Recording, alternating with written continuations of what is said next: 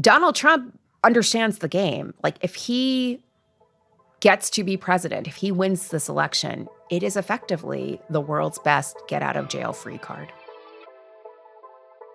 Hey, y'all. Welcome to The Amendment, a weekly conversation about gender, politics, and power from the 19th News and Wonder Media Network. I'm your host, Errin Haynes.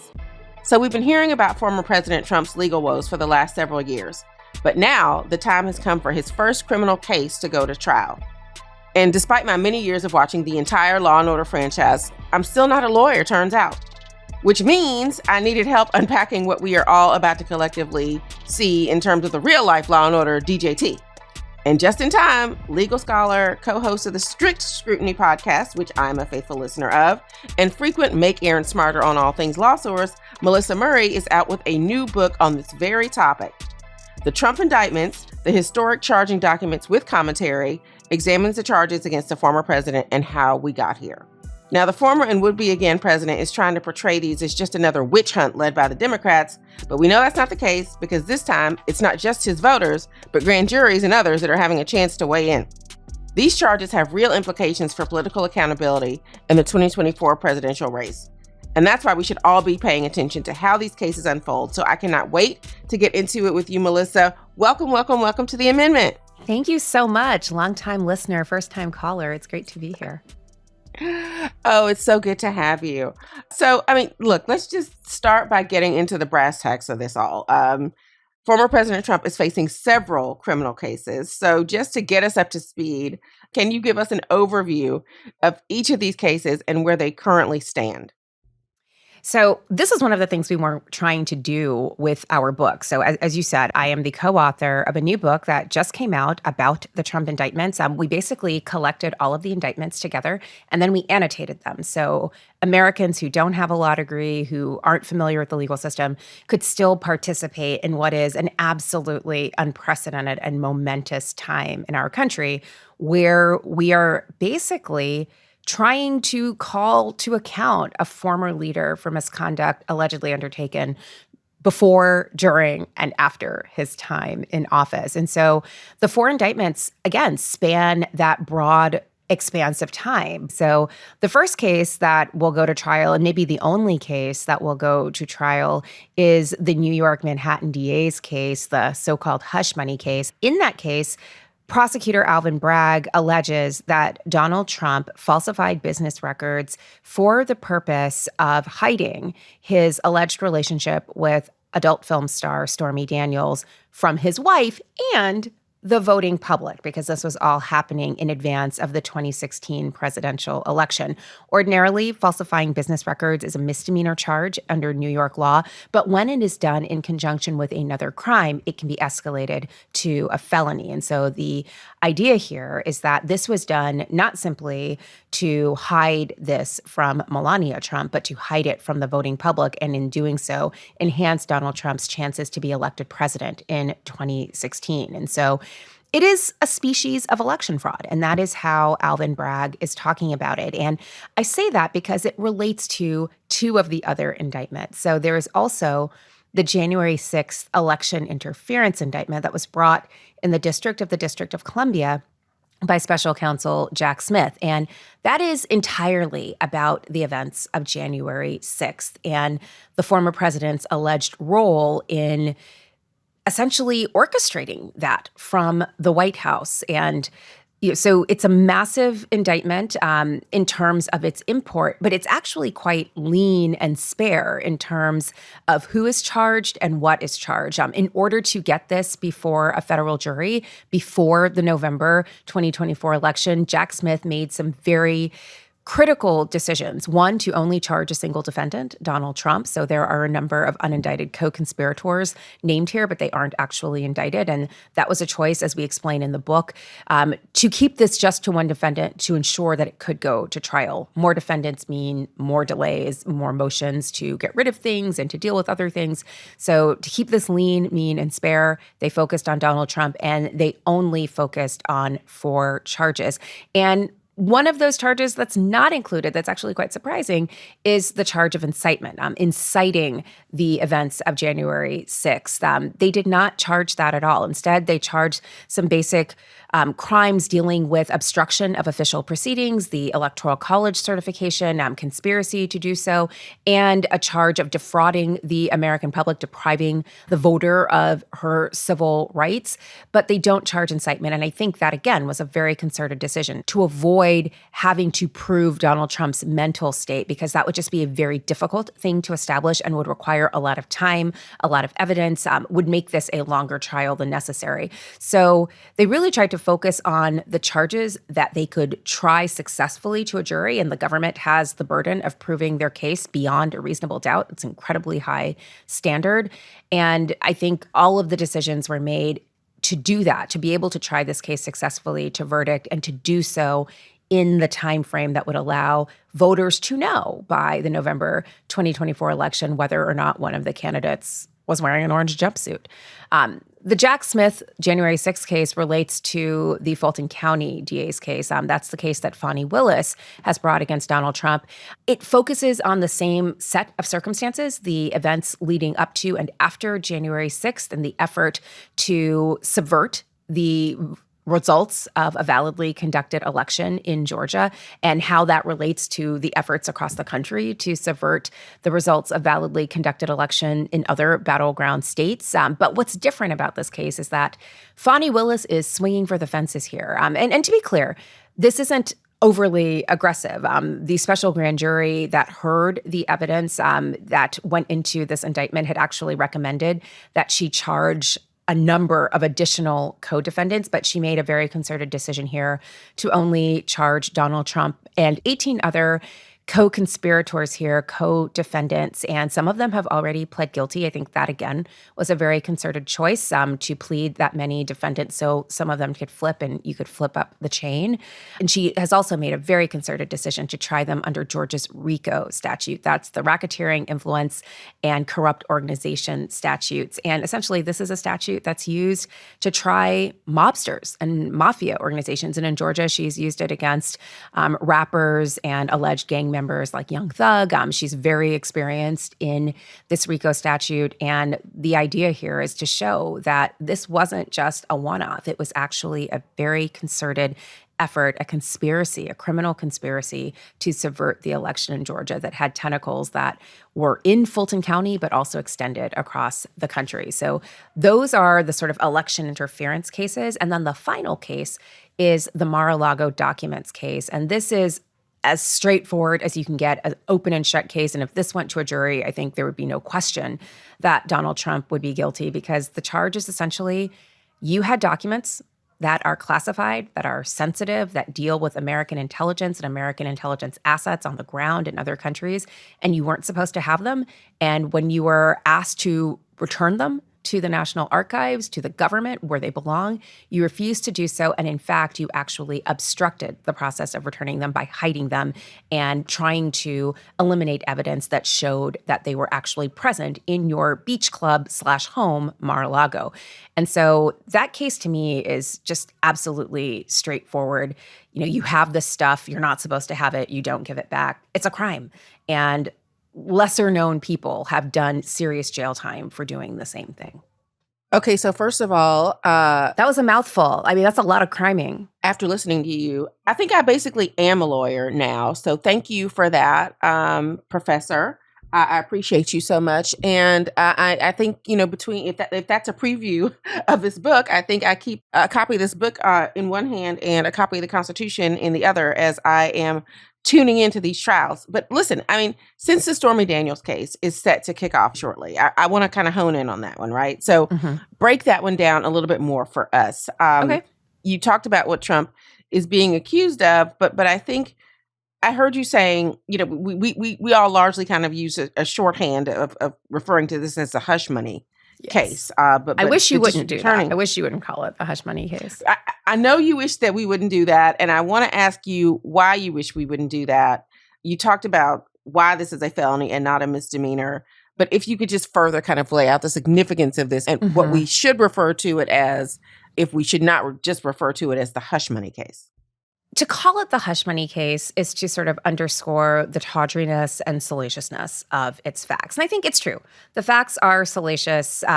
This is about an extramarital affair that allegedly occurred and that was allegedly tried to be kept under wraps by Donald Trump and those closest to him. But again, I think DA Bragg is exactly right to talk about this as a species of election interference and to sort of make the connection to some of these other indictments. And we note this in the book that this is sort of a dress rehearsal for what later comes. Like, the desire to win that is so all encompassing that you would actually falsify business records. And the allegation here is that he directed payments to Stormy Daniels to stay quiet by paying Michael Cohen for alleged legal services that weren't legal services at all. Michael Cohen, although he was a lawyer and although he worked for Donald Trump, was not actually being paid in these instances for his legal services, but rather was simply funneling the money to Stormy Daniels. And that's the falsification of business records. It's then bootstrapped onto what appears to be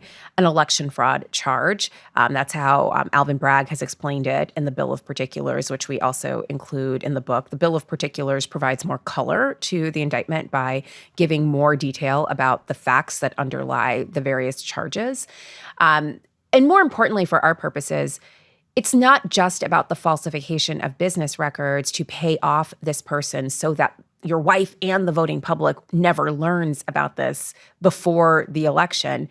It's also that it conscripts a giant of American media into the project of also assisting you in that completely fraudulent effort. So one of the things that's alleged in this indictment is that David Pecker, who was the CEO of American Media, the publisher of the National Enquirer, and whether you think the National Enquirer is a reputable news source or not, it is a news source in the United States, and people do read it, and it's a massive news source, and this is a major company. And they are essentially alleged to have been involved in catching and killing these stories that would be damaging to Donald Trump, who is a candidate in the 2016 election. And so they work with Trump and with Michael Cohen and Alan Weisselberg, who's involved in this indictment as well, to essentially catch those stories by paying off the women for their stories and then never actually running the stories in the paper.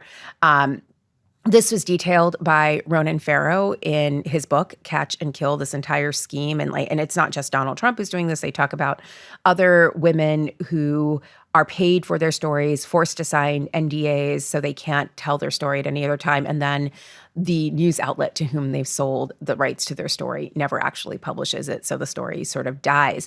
Same thing is going on here, or is alleged to have gone on here in this indictment. And so to my mind, that's kind of what makes it really significant. It's not the tawdriness or the salaciousness or the fact that Stormy Daniels is an adult film star. It is the fact that the media, one of the institutions that's intended to check government, is actually working hand in glove with this candidate to keep this information from the voting public.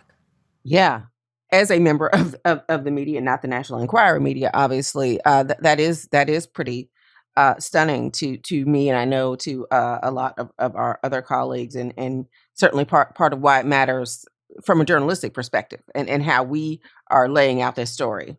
And again, these are allegations. They have to be proven beyond a reasonable doubt. But the fact of the allegations, I think, and the fact that it involves the media as well as these other elements of fraud that are alleged, that's what makes it important, not the fact that it's tawdry or salacious.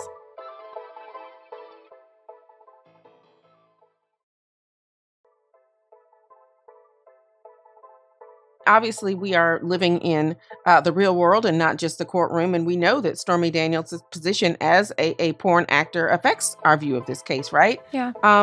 So let's kind of get into the gender and power of what's looming over this case. How do you think that this trial kind of speaks to the treatment of women in the media and the lens that we are putting onto this one? If you read this indictment, and again, I encourage all of your listeners to read the indictment, whether you purchase our book or you just go and get the indictment, which you can.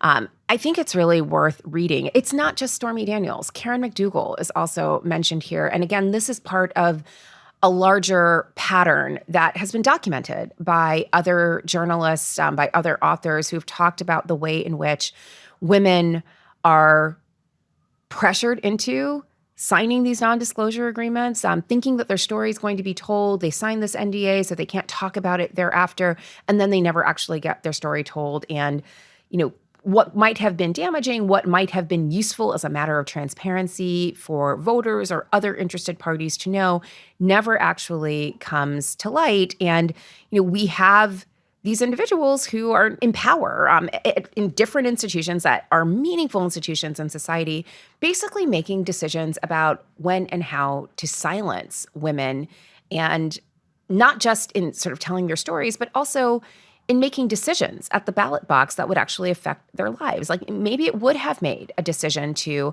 some voters to know that Donald Trump wasn't the family man he professed to be, that there were these allegations, and they could weigh that decision for themselves. Like they could decide if they believed it or if they didn't. But that entire question was sort of taken out of their hands in much the same way Donald Trump, in creating this 6-3 conservative supermajority that now exists on the United States Supreme Court, has taken other decisions out of the hands of women. So, that's a broad sort of brush to paint it with. But I think from beginning to end, like before his presidency, during his presidency, there is, I think, a disdain for women, for women's stories, and for women exercising their prerogatives to make decisions for themselves. I do think that is also kind of a pattern that preceded this presidency and that has persisted, straight through to, another case that was not one of the criminal cases, but the civil case, E. Jean Carroll case. You're also speaking to another kind of pattern, which is former President Trump and his attorneys constantly trying to kind of game the system. That's a terrific point, Errin. I mean, it's not just E. Jean Carroll. I mean, like, he not only tried to silence E. Jean Carroll by saying that she was a liar and essentially defaming her, for which he is now being held civilly accountable. This whole question of the payments to Stormy Daniels are coming up at a time when he's insisting that everyone needs to know about Hillary Clinton's emails, and that, she is hiding something from the voting public and she should be locked up, when in fact he is alleged to have done the same things he's accusing her of doing, keeping really important information that voters might want to know about from them on the eve of an election. Yeah. Just thinking about the actions that Trump and his attorneys have taken so far concerning the Stormy Daniels case, how does that demonstrate that they are really kind of trying to delay or disrupt this trial in their favor? Where to start? I mean, Donald Trump wrote in the 1980s, or ghost wrote, or had ghost written, a book called The Art of the Deal. And it was like one of the ways in which he sort of rose to prominence on a national scale, not just a New York real estate person, but, someone of national consequence, was because of this book, The Art of the Deal.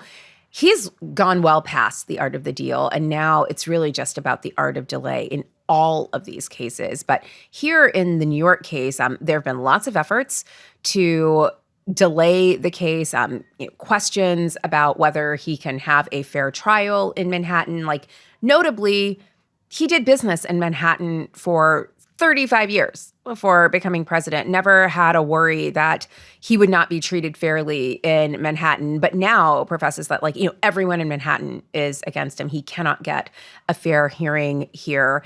And so he wants to move this trial to some venue where they will be more amenable or more neutral to his case, and he'll be allowed to present a robust defense.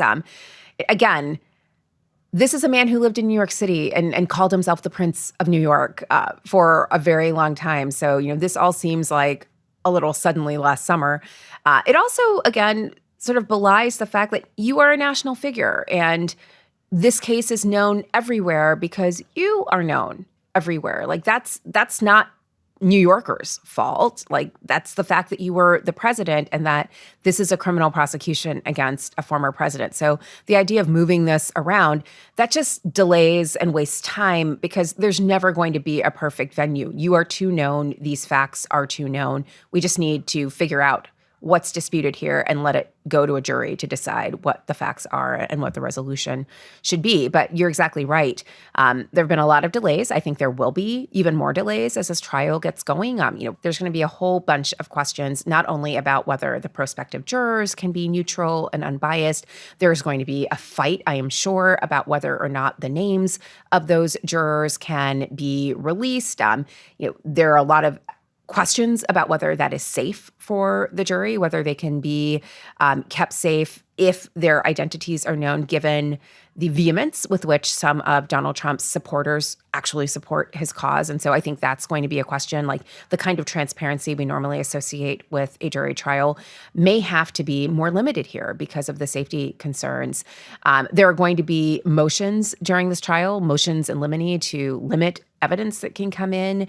I'm sure there will be some kind of motion with regard to the bootstrapping of the charges, the fact that Alvin Bragg has linked this falsification of business records charge, which is ordinarily a misdemeanor, to another crime in order to escalate it to a felony. I think there are going to be a lot of questions about whether or not it has to be done this way and can it be done with these particular predicate charges. So I imagine that this is probably going to take longer than anyone thinks it will. And more importantly, if this is the only case that actually goes to trial, I think many people may be left unsatisfied that this isn't the vehicle for the kind of accountability that they are seeking. That this case is important, and I don't want to dispute that, but it's not important in the way trying to hold someone to account for allegedly interfering with a validly conducted election would be.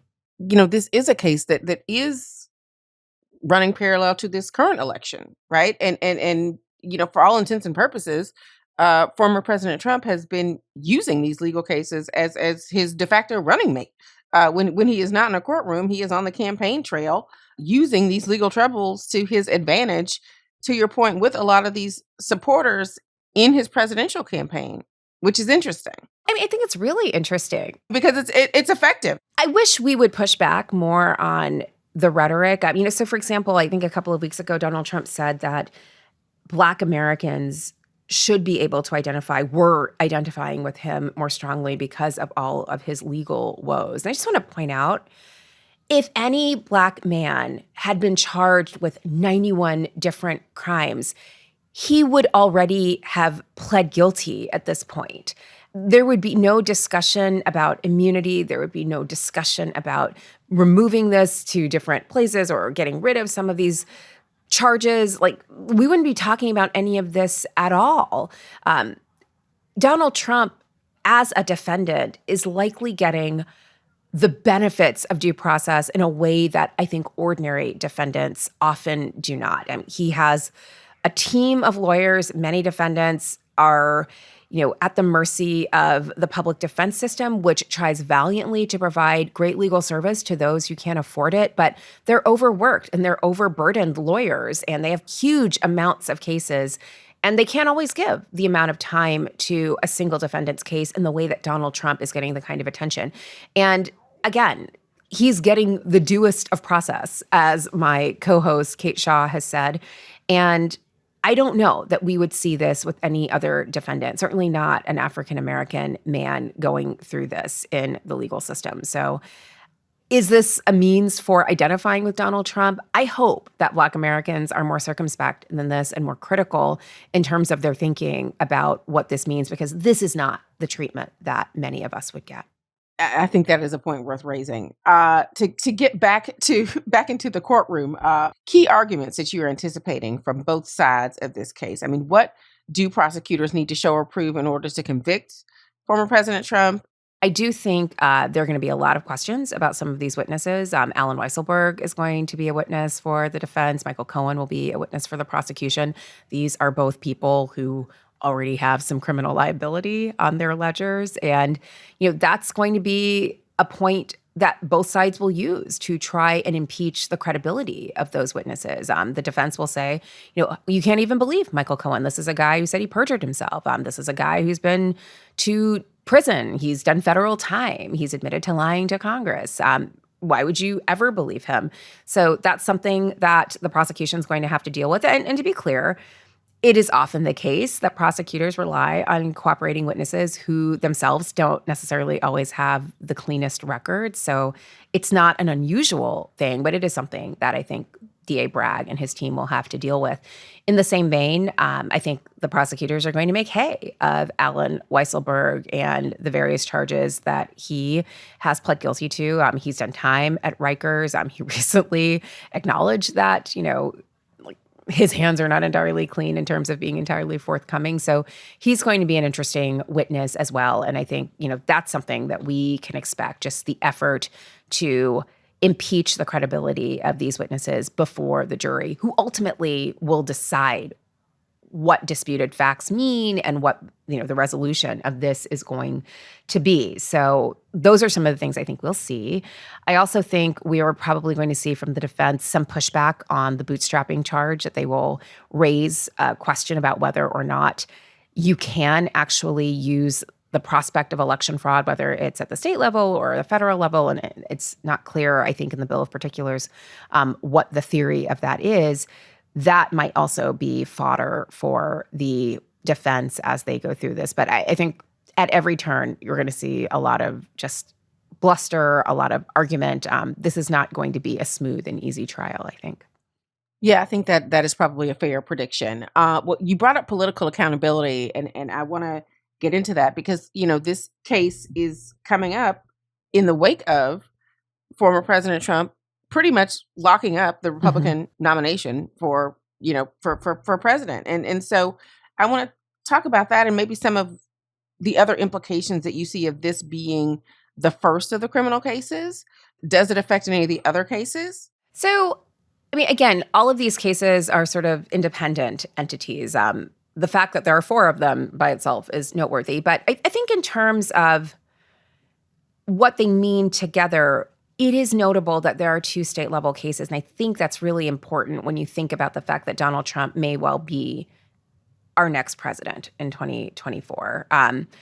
Because if he is convicted here in New York, because it is a state trial, he as president has no authority to pardon himself. I think it's an open constitutional question about whether or not a president can issue a self-pardon. That's an issue of first impression that would surely go to the Supreme Court. Not clear what the 6-3 conservative supermajority that seems to be really interested in helping out Donald Trump at every turn would do with that. But that's an open question. He definitely cannot use the pardon power for a state-level conviction. So I think that's really the importance of both the Fani Willis case and the Manhattan DA's case. He just can't get out from under that. If he becomes president, he can very easily kill the January 6th election interference case and the Mar-a-Lago documents case by simply directing the Department of Justice to drop those cases. If those cases had actually been tried to verdict, and I think it's very unlikely that either of them will get to a jury trial before the election, if he had actually been convicted, I think there would be an open question about whether or not he could then pardon himself if he had been elected president. And again, it would also be a question about whether or not the facts of a conviction, whether at the state level or at the federal level, could then result in his disqualification for office. The Supreme Court in a recent decision has essentially said that it would require congressional legislation to make Section 3 of the 14th Amendment operative such that Donald Trump could be disqualified under the terms of the 14th Amendment. And basically, that means we would kick this to Congress to decide. And Congress is so polarized, so incapable of doing anything, including voting for a new leader, that I think it's very unlikely that Congress would be able to pass enacting legislation that would allow Congress to disqualify Donald Trump on the basis of a conviction. So Donald Trump understands the game. If he gets to be president, if he wins this election, it is effectively the world's best get out of jail free card. Yeah. Because, if Trump is convicted, he is still able to run. He is still able to win. His supporters certainly are not necessarily indicating that this is a disqualifier for them. I'm just hearing everything that you say. I mean, would a conviction really change anything? Well, it might. A conviction before the election might sway some voters. I'm not sure if, again, because of the way in which the New York case is talked about in these sort of tawdry, salacious tones, whether a conviction there is going to move the needle for many undecided voters or voters who are on the fence. I do think a conviction in the January 6th election interference case or the Fulton County case that sort of goes to this broad effort to subvert the election, that I think might have given a lot of people who are on the fence pause. And I think that's why you've seen so many concerted efforts to delay the start of the January 6th case. And remember, that case was supposed to go to trial on March 4th. And then we've also seen these efforts to delay the Fani Willis trial by talking about whether or not she and Nathan Wade have an inappropriate relationship. Like, that's such a bonkers claim, because typically when you're talking about ethics violations from prosecutors, it's that the prosecutors had a relationship with a witness or a juror or the defense or with the judge, not that she's having a relationship with someone on her own team. Like, what is the conflict there? It kind of doesn't matter. The point was to delay and to essentially hobble her if this case ever gets to trial, to make her look bad before the jury. And, I think he may have succeeded in that. Yeah. And so certainly the media was pretty focused on that Fani Willis hearing down in Georgia that you alluded to, and the personal consensual relationship that she had with Special Prosecutor Nathan Wade. I'm just wondering, in your opinion, is the media talking about these trials in the right way? And if we're not, what is it that we're supposed to be paying attention to that we aren't paying attention to? So I'm just going to give a shout out to my MSNBC family. I think they've actually really done a good job being on the case with this. Like, Katie Fong has been in the courtroom. She's an actual lawyer. She's trained as a lawyer. She knows the right questions to ask. And she's not sort of focused on, did Fani Willis and Nathan Wade go to Aruba and who paid? She's sort of like, what's the point of this? Like, money is fungible. Okay, so if she's paying him back, like, does it matter that he paid first? Do we really think that he took this job so that he could take her to Aruba, and pay for it? I mean, she's asking, I think, the right question. So, and again, I don't think that's the case across the board for all of the media, but I think it's really important for some of these issues that are really technical that you actually have people with legal expertise. And so, I just want to shout out Katie's coverage. She's been absolutely fantastic. Such a good point. Listen to the lawyers here, people, the people who actually know the legal ins and outs of what it is that we are witnessing collectively as a country in these courtrooms when former President Trump is not on a campaign trail. Melissa, thank you so much for helping me to unpack some of this as we head into the Stormy Daniels election interference trial. Notice how I didn't call it hush money. Thank you. See how I'm learning already? Thank you for helping us to unpack that. And I will definitely be holding on to my copy of the Trump indictments as I follow along as this gets underway. So thanks for stopping by the amendment before we get started to help us understand this one. Thank you for having me. And now for this week's asterisk. So we're just a day away from the start of the NCAA basketball tournament, and I can't wait. I have been attorney stand for years, but I will admit I was previously mainly focused on the men's side. No more. I mean, have you guys watched the women this season? Electrifying. Seriously, I don't think I've ever seen players on the court with so much heart, so much swag, having so much fun. I mean, the hairstyles, they're playing so hard with a full lace front or just braids that I'm really in love with. Anyway, these games really have become appointment TV for me and my favorite way to spend a Sunday afternoon. So now it is 20 time and it is time for the rest of y'all to pay attention. I know in a lot of ways I'm already seeing that y'all are paying attention. I saw that ticket sales for the women's Final Four compared to the men's Final Four already, the women's games have sold 6 times as many tickets. I think that's proof that there is interest and that everybody watches women's sports. This tells me that how to achieve parity in sports is no secret. Get the game in front of as many people as possible. Pay women, promote their games, give them equal facilities. Make them the face of huge sponsorship deals, like, all the stuff that we do for men. Because to do less would truly be madness. So, I want to see your brackets. I want you to post your Final Four on social media. You can tag me on @emarvelous on Instagram or @Errin Haynes on X. And no, I have not filled mine out yet. I always wait until the last minute. But no multiple brackets. You have to commit, people. So everybody enjoy the tournament, and I will talk to you soon. The Amendment is a co-production of the 19th News and Wonder Media Network. It is executive produced by Jenny Kaplan, Terry Rupar, and Faith Smith. Our head of development is Emily Rutter. Julia B. Chan is the 19th's editor-in-chief.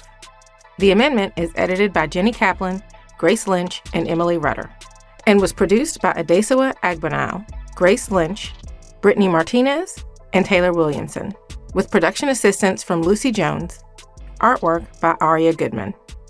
Our theme music was composed by Jay Lynn.